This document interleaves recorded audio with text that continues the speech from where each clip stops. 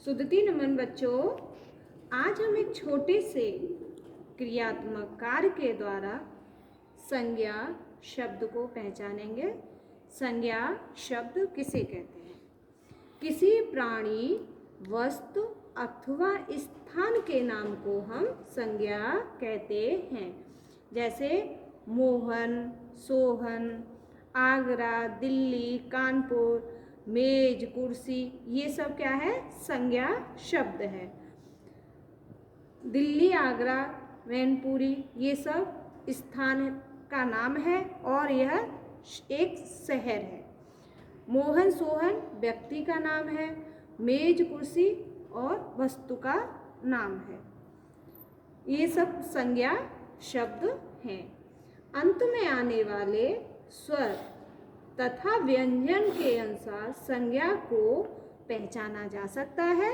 जैसे कुछ शब्द आकारांत, कुछ अकारांत और कुछ शब्द इसी तरह से इकारांत और ईकारांत के हैं। अब हम आपको सबसे पहले बताएंगे अकारांत किसे कहते हैं। अकारांत जिन शब्दों का उच्चारण करने में अक की ध्वनि आए उसे अकारांत कहते हैं। जैसे बालक, वृक्ष, पहाड़, ये सब क्या है? अकारांत, क्योंकि इन सब में अंतिम वर्ण में अक की ध्वनि है तो ये अकारांत हैं। अब हम इसी तरह से आपको बताएंगे आकारांत किसे कहते हैं। आकारांत जिन शब्दों का उच्चारण करने में अंत में आ की ध्वनि आए उसे आकारांत कहते हैं। जैसे बालिका, लता, रमा, ये सब हमारे क्या है? आकारांत, क्योंकि इसका अंतिम वर्ण में आ की ध्वनि है तो ये हमारे क्या है? आकारांत। इसी तरह से अब हम आपको बताएंगे इकारांत किसे कहते हैं। इकारांत जिन शब्दों का उच्चारण करने में अंतिम में इक की ध्वनि आए उसे इकारांत कहते हैं। जैसे गिर, कंदुकानी, ये हमारे सब क्या है? इकारांत। हरे, ये सब क्या है? इकारांत, क्योंकि इसमें अंतिम वर्ण में ई की ध्वनि है तो ये हमारे इकारांत शब्द हैं। अब हम बताएंगे ईकारांत किसे कहते हैं।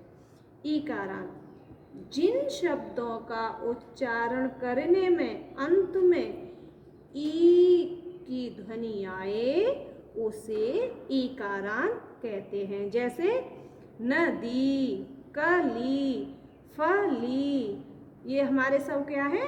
ईकारांत। क्या है हमारे? ईकारांत। अब हम इस एक सूर्यांशी छात्रा के द्वारा क्रियात्मक विधि से अलग अलग समझेंगे। सुधीति नमन ऑल ऑफ यू। दासी ईकारांत, कव्य इकारांत, बालक अकारांत, गोपी ईकारांत, शोभा आकारांत, वाणी ईकारांत, मुन इकारांत, पर्वत अकारांत, लता आकारांत, बालिका आकारांत,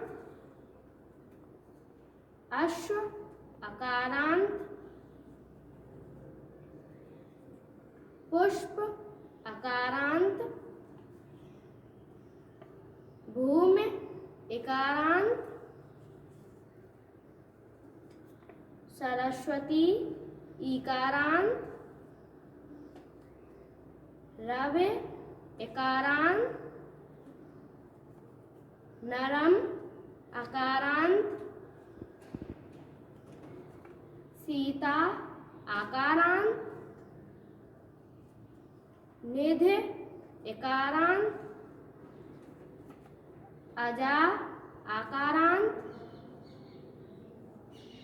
नयन अकारांत,